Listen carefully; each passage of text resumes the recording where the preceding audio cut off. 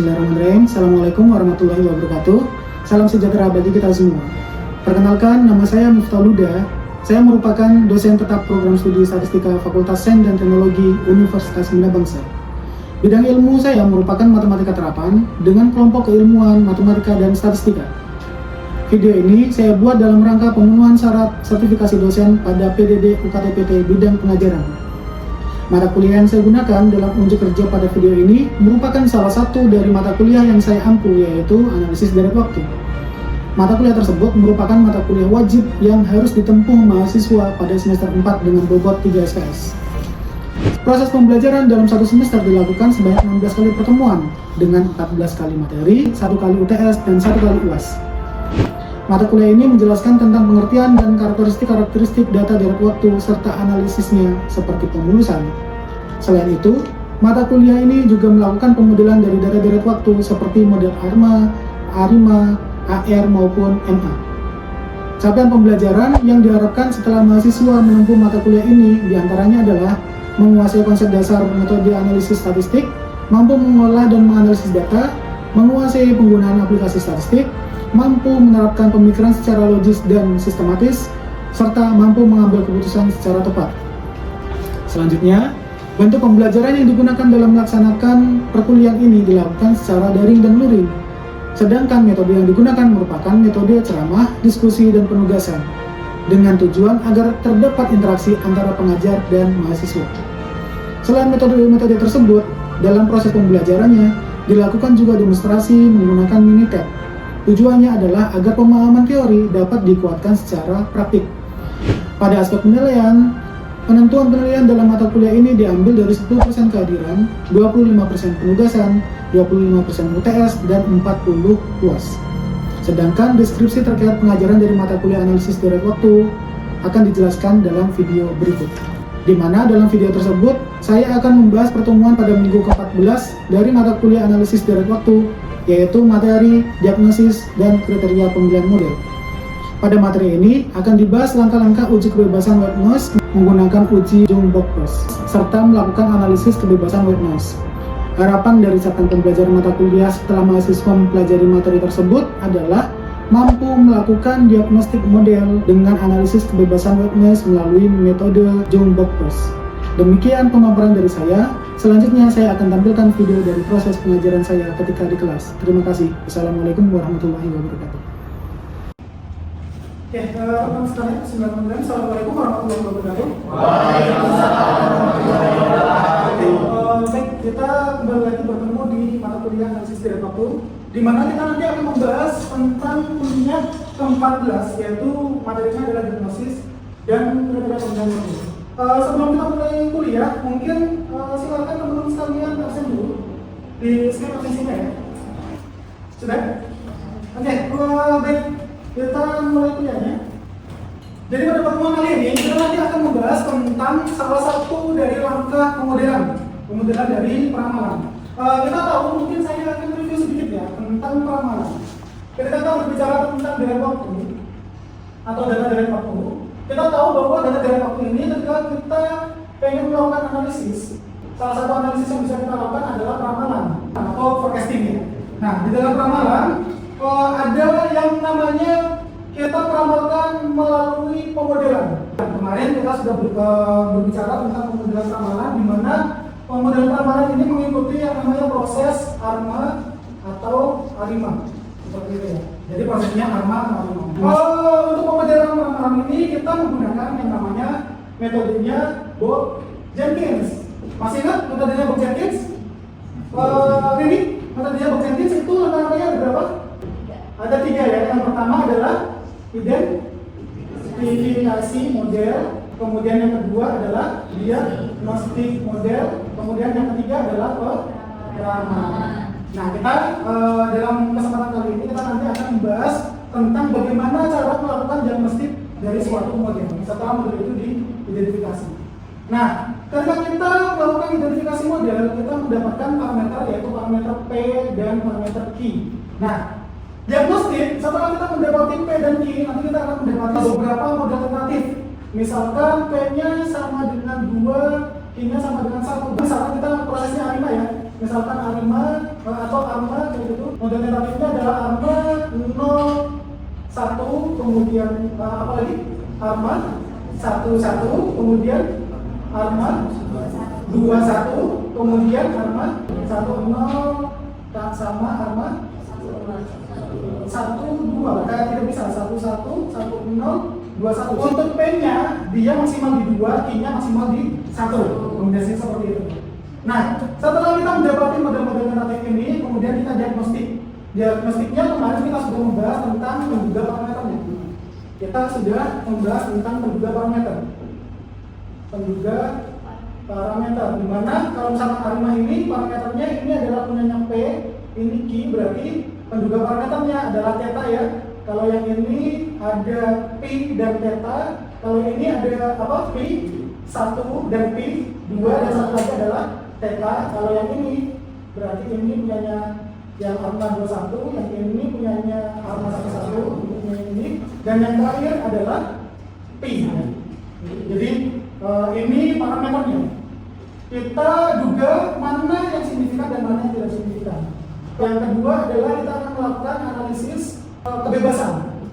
Kebebasan kita sebut sebagai kebebasan white noise. White noise. Nah, inilah yang nanti akan kita bahas ya. Jadi diagnostik yang akan kita lakukan dalam hal ini adalah kita akan melakukan analisis kebebasan dari white noise. Setelah lolos dari diagnostik penduga parameter, selanjutnya kita akan melakukan analisis kebebasan. Jadi mana saja dari parameter-parameter ini atau model-model ini yang dia saling bebas. Kayak gitu ya. Karena apa? Ingat yang namanya suatu model itu white noise-nya, masih ingat ya, suatu model kita pastikan bahwa white noise ini dia menyebar IID. Masih ingat IID itu apa? Apa? Identity dan independent distribution-nya. Jadi dia distribusinya atau sebarannya dia harus saling bebas dan identik. Gitu ya. Berarti di sini analisis white noise itu harus dia saling bebas. Nah, karena white noise ini adalah suatu sisaan, maka saya akan menjelaskan untuk materi kali ini.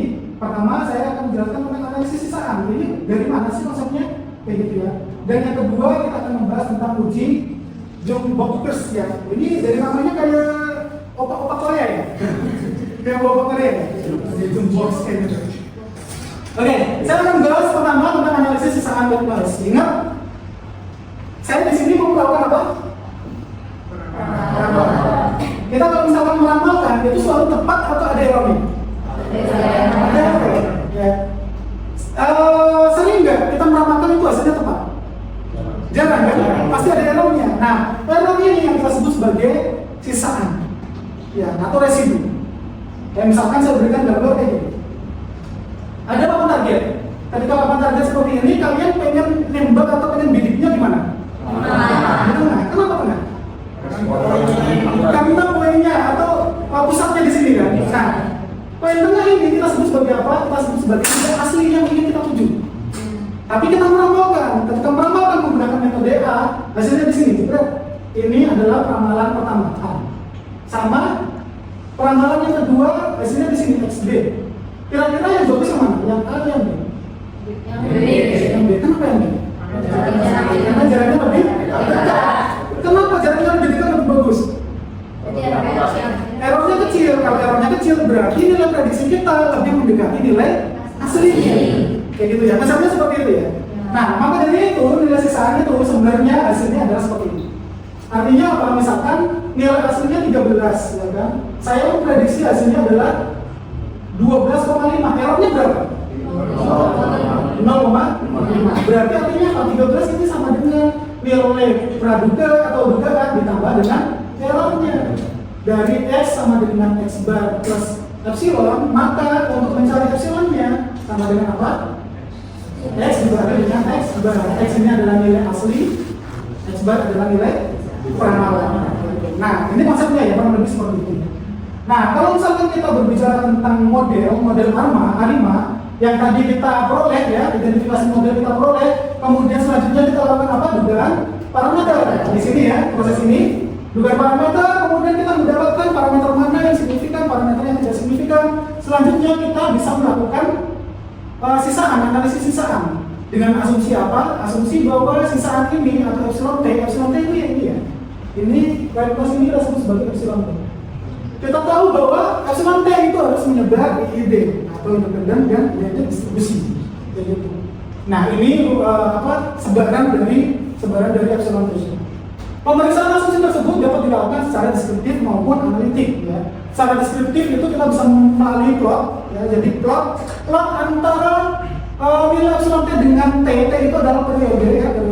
Penormalan kita bisa menggunakan plot normal dan secara analitik kita akan menggunakan metodenya Low Boppers normal. Mungkin sampai sini ada yang mau ditanyakan jika masih kurang jelas? Nah, kebebasan tadi saya jelaskan kembali, dia adalah sisaan, di mana sisaan asumsinya dia ide menyebarnya. Ya, jadi dia harus menyebar ide. Artinya apa? Sisaan itu kayak misalkan pada periode Y1 ya, Y1 itu misalkan nilainya tadi yang 15, kemudian peramalannya sama dengan 13, berarti error pertama yaitu sama dengan 2 kayak ini ya. Y2 sama dengan 13, Y1 sama dengan 12 setengah, maka Y2 sama dengan 0,5. Nah, sebaran dari epsilon T ini dia harus saling bebas. Artinya pergerakan antara ini dia tidak mempengaruhi, tidak saling mempengaruhi. Jadi pergerakannya dia semua lihat. Nanti gambarnya kurang lebih yang tadi saya gambarkan di sini. Jadi tidak ada kaitan maupun itu harus bebas. Materi berikutnya yaitu uji Jung-Boppers. Ini ada yang bisa saya hapus? Yang ini saja ya? Oke, uji Jung-Boppers seperti biasanya ya, saya kalau misalkan berbicara tentang uji statistik pasti ada 4 langkah. Pertama apa? Ada hipotesis, kedua ada uji statistik, ketiga ada data keputusan, keempat ada kesimpulan. Gitu ya, pasti ada itu. Oke, pertama hipotesis dari Jung-Boppers. Hipotesisnya ada 2 yaitu A0 dan A1, di mana A0-nya ini berbicaranya adalah antar epsilon T. Jadi antar epsilon T ini dia saling bebas atau tidak berkorelasi, artinya tidak saling berpengaruh. Antara nilai ini dengan ini tidak memiliki pengaruh, ini dan ini tidak saling berpengaruh. Kemudian hipotesis yang alternatifnya adalah dia saling berpengaruh. Nah, kita akan buktikan di antara hipotesis ini mana yang benar dari suatu data yang akan kita uji. Nah, uji statistiknya kita menggunakan rumus Q bintang ya. Q bintang ini apa? Q bintang itu adalah nilai dari Q yang direvisi, yang dikoreksi, yang dikoreksi ya. Jadi dia dikoreksi. Ini nilai koreksinya ya. Kayak gitu rumusnya ini. Bisa dihafalkan, gampang ya dapatkannya ya. Oke, baik, ini uji statistiknya ya. Jadi dihafalkan rumusnya. Itu adalah N ini adalah banyaknya data sisaan. Artinya banyaknya data yang tersisa ini. Kemudian ada R aksen ya, bukan R aksen, entropy saya sebutnya, entropy dari epsilon I. Entropy R itu adalah korelasi ya. R itu adalah korelasi dari siapa? Korelasi dari epsilon T, berarti korelasi dari sisaan dengan epsilon T min K. Nah ini yang membuktikan apakah antara T, epsilon T dan epsilon T min K itu dia saling berkorelasi atau tidak. Jadi kita hitung satu persatu. Nah, pada keputusannya saya tolakkan 0 jika Q aksen Q bintang itu lebih besar daripada I square tabel. Ya, I square tabel dengan derajat bebasnya adalah M min P min Q. P itu tadi apa? P itu tadi adalah parameter atau parameter ordernya siapa? Ordernya AR. Ya, kalau Q berarti ordernya MK. Ya. Nah, nanti ditentukan. Misalkan kita memiliki prosesnya yang P-nya berapa, Q-nya berapa gitu ya. Saya berikan contoh. Misalkan diberikan data sebagai berikut, ada 5 data. Ini datanya sama yang kemarin ya, sama yang minggu lalu yang kita mencari nilai autokorelasinya. 5 data ini jika data tersebut menggunakan model AR1 dengan AR1 masih ingat ya? Kalau misalkan kita berbicara tentang model proses AR, proses ARP ya, proses ARP misalkan P-nya sama dengan 1 berarti AR1. AR1 itu prosesnya masih ingat? Sama dengan ZT sama dengan P dari ZT-1 plus epsilon T. Oke, kita misalkan diminta untuk menentukan diagnostik model dari AR1. Di mana AR1 sama ya kayak ini ya. Bedanya apa? Ini sama ini. Kalau ini ada mu-nya atau konstantanya ya. Kalau ini tidak ada konstantanya. Boleh nggak? Boleh. Karena apa? Di perhitungannya itu seperti itu. Nah, untuk R1 di pertemuan sebelumnya, R1 itu mu-nya sama dengan, masih ingat? 1 min P dikalikan dengan Z. Jadi, diberikan soal seperti ini, kemudian kalian diminta untuk mencari nilai tentukan penduga parameter dari P dan mu. Ingat ini penduga ya. Penduga berarti nilainya ada topinya ya. Ada topinya kayak gini kan. Ada topi-topinya kayak gitu berarti penduga ya. Kemudian tentukan penduga bagi epsilon T, kemudian lakukan uji jumlah pos, kemudian gunakan minitab dan bandingkan hasilnya. Oke, yang pertama yang A. Pertama yang A kalian diminta apa? Penduga parameter mu dan P. Penduga parameter mu, penduganya adalah mu topi. Kalau P, penduganya adalah R. Ya. Karena R-nya sama berarti R-nya sama dengan 1. Mu topi sama dengan ini di pertemuan sebelumnya ya. Di pertemuan sebelumnya kita mendapati nilai dari R1 sama dengan min 0,8. Nanti bisa dibuka lagi ya di buku sebelumnya. R1 sama dengan min 0,8. Maka nilai dari penduganya P sama dengan R1 sama dengan min 0,8. Oke, kita sudah mendapatkan nilai ini. Kemudian selanjutnya kita mencari nilai dari maaf ini penduganya ya, penduga dari P. Kemudian selanjutnya kita ingin mencari penduga dari mu. Penduga dari mu berarti kita gunakan rumus ini sama dengan 1 min P penduga dikalikan dengan Z bar. P penduga sudah didapatkan belum? Sudah, berapa hasilnya? 0,8. Berarti kita bisa hitung sama dengan 1 min 0,8 dikalikan Z bar. Z barnya berapa? Z bar ini dihitung dari mana? Dari rata-rata ini. Berapa rata-ratanya ini? Coba, ada yang bisa? Berapa? 6,5? Coba. Ada yang lain? Berapa? 4. Kenapa 4? Berapa? Totalnya itu 20 ya? dibagi 5. Betul, berarti sama dengan 4. Berarti kita mendapatkan nilai Z bar-nya sama dengan 4. Berarti hasilnya ini sama dengan 1 ini ya, mu topi sama dengan ini dikalikan 4. Sama dengan berapa? Berapa? Ini berarti 1 ditambahkan dengan 0,8. 1,8 kali 4. Coba bantu saya dalam menghitung. Pakai kalkulator boleh? Berapa? Berapa? Oke, berarti kita mendapatkan hasilnya untuk P topi P topi sama dengan negatif 0,8, untuk mu topi sama dengan 7,2. Oke, selanjutnya kalian tentukan penduga bagi epsilon T. Coba perhatikan. Kita mendapati suatu proses, tadi kan kita menggunakan ini tapi bedanya ada mu ya. Yaitu ZT sama dengan mu dikalikan dengan mu ditambahkan dengan P ZT min 1 ditambahkan dengan epsilon T. Kita pengen menduga siapa? Epsilon T. Berarti epsilon T sama dengan ini disendirikan. Berarti menjadi apa? ZT dikurangi dengan mu dikurangi dengan P ZT min 1. Yang ditanyakan apa? Penduga.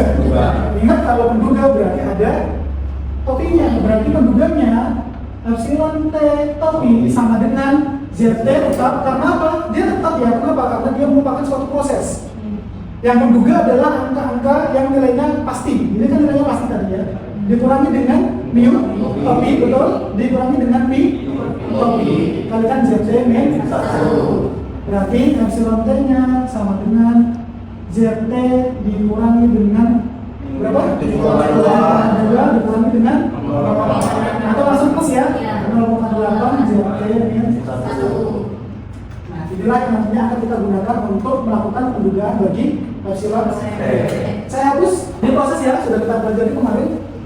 Oke, epsilon T topi sama dengan ZT min 7,2 ditambah 0,8 ZT min 1. Oke, kita cari untuk T sama dengan 2. Kenapa T sama dengan 2? Kenapa tidak sama dengan 1 dulu Pak?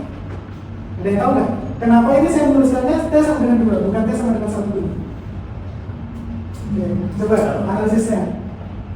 Kita melihat dari prosesnya. Kalau T sama dengan 2, kalau T sama dengan 1, berarti prosesnya epsilon 1 sama dengan Z1 dikurangi dengan 7,2 ditambahkan 0,8 Z. Berapa? Z0. Ada nggak Z0 di sini? Ada. Adanya Z1, Z2, Z3, Z4, Z5. Makanya dimulai dari T sama dengan 2. Maka epsilon 2 sama dengan Z2 dikurangi 7,2 ditambahkan 0,8 Z1. Z2-nya berapa? Z2-nya adalah 6. 6 dikurangi 7,2 ditambah 0,8 kali 3 sama dengan 1,2.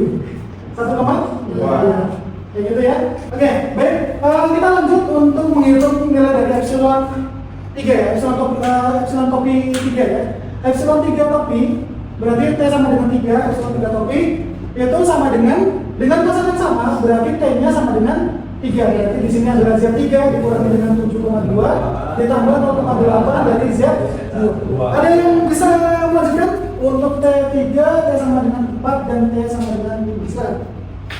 Nah kan yang bisa gampang di ya sekarang.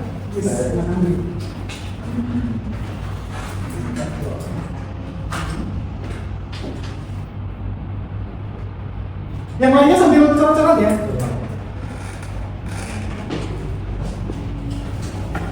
Ini langsung berapa Pak? Yang ini bantu diisi sekalian. Berarti Z3-nya adalah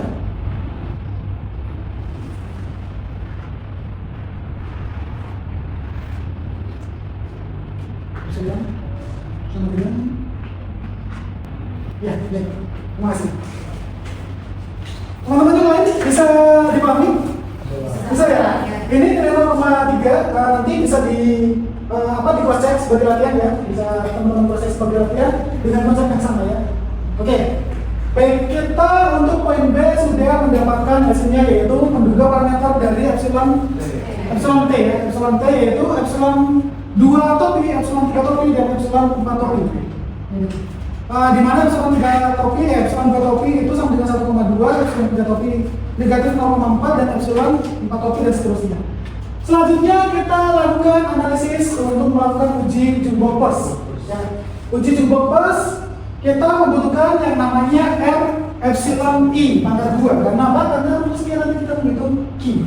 Ya, menghitung Q bintang itu kita menggunakan R epsilon I pangkat 2. Oke, R epsilon I pangkat 2 kita hitung dari mana? Kita hitung dari R epsilon 1, kita mulai dari 1 dulu.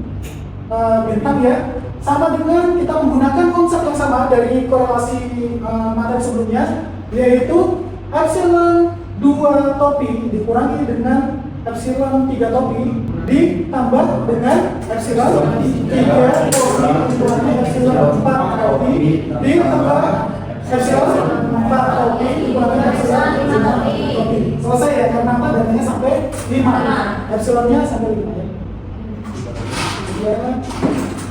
Selanjutnya dibagi dengan epsilon 2 topi pangkat 2 ditambahkan dengan epsilon 3 topi pangkat 2 plus epsilon 4 topi pangkat 2 dan epsilon 5 topi pangkat 2. Sama dengan di sini sebenarnya sudah saya hitung ya. Kita mendapati nilainya adalah 1,754. Sedangkan untuk rumus dari Q itu sama dengan kita membutuhkan R epsilon 1 pangkat 2. Berarti ini 3 kita pangkatkan 2 sama dengan berapa? 3. Oke, selanjutnya untuk R epsilon 2 coba ada yang bisa bantu saya? Yang ada yang bisa membantu? Yang dari sebelah kanan. Silakan. Silakan.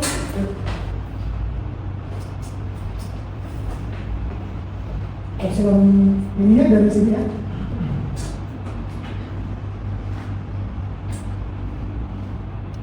Ini 2 ya Pak? Ya, betul. Setelah ini sesuai absen ya. Yang namanya dari A.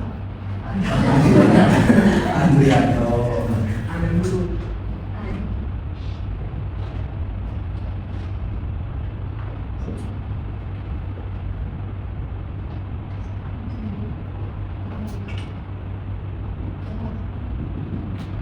pangkat 5.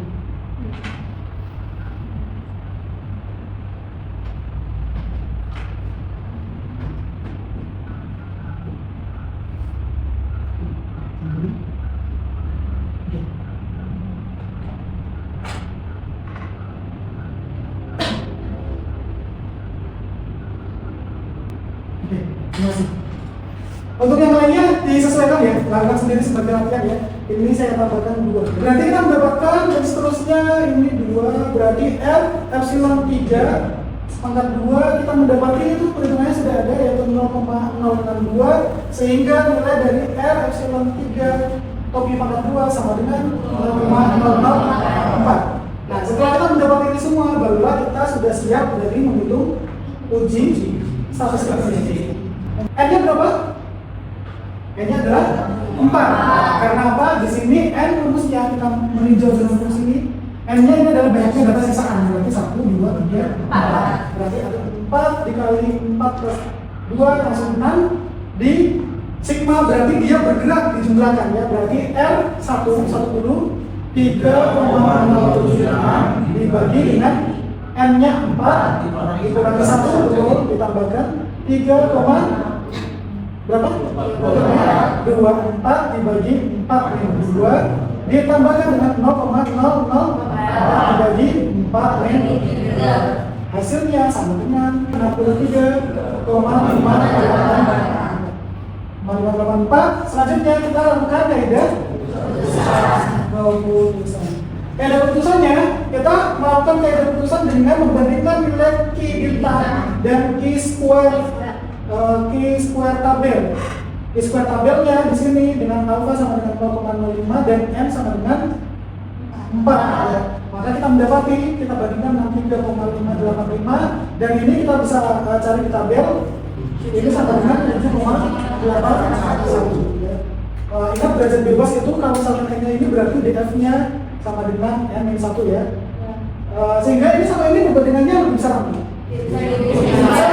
Berarti kaidahnya apa? Kaidahnya ditolak. Karena yang ditolak maka yang kita terima S1 yang kita terima adalah S1 karena S1 diterima maka S1 ini bunyinya akan kita jadikan sebagai kesimpulannya apa? Kalau misalkan S1-nya diterima kita mengacu kemana? Kita mengacu ke sini kita mengacu ke sini berarti antara epsilon T dia berkorelasi itu akhirnya saling jelas atau tidak? Berarti ini tidak lolos diagnostik model.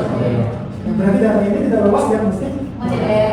Berarti bisa kita gunakan sebagai ramalan nggak? Tidak. Ya. Jadi itulah untuk pertemuan kali ini. Jika ada yang mau ditanyakan dulu mungkin saya kasih kesempatan 1 atau 2 pertanyaan silakan. Seru ya? Yang ini belum masih ada kesempatan. Jika tidak ada, mungkin saya sampaikan ini akan saya tampilkan menggunakan Minitab. Nah, ini hasil dari Minitab teman-teman sekalian ya. Hasil dari Minitab kalian bisa lihat di sini nilai dari value-nya menggunakan value ya. Tapi di sini saya hasilnya adalah nilai value-nya kurang dari 0,05. Artinya apa? Kita tolak ya. Berarti kita terima ya. Artinya apa? Sama, yaitu dia tidak saling bebas. Nah, ada tugas dari saya. Ada minggu depan. Dan nanti akan saya berikan kuis ya, kuis yang kedua ya. Itu saja mungkin untuk pertemuan kali ini. Jika ada yang mau ditanyakan sebelum saya tutup. Cukup? Oke, jika cukup, mudah-mudahan apa yang saya sampaikan bisa bermanfaat. Ingat, satu pertemuan lagi kita akan melakukan UAS, jadi persiapkan diri untuk melakukan UAS ya. Itu saja mungkin untuk pertemuan kali ini, mudah-mudahan sukses untuk UASnya nanti. Saya akhiri, wassalamualaikum warahmatullahi wabarakatuh.